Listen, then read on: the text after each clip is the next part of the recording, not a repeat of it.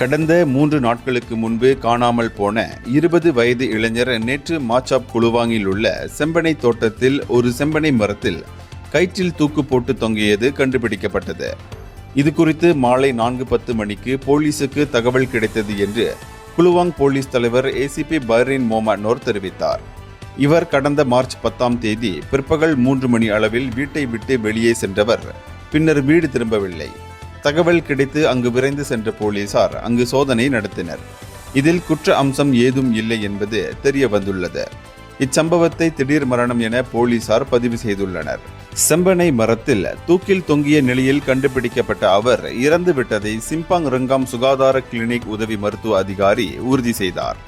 அவருடைய உடல் பரிசோதனைக்காக இன்சே புசார் அஜா கல்சோம் மருத்துவமனைக்கு கொண்டு செல்லப்பட்டது.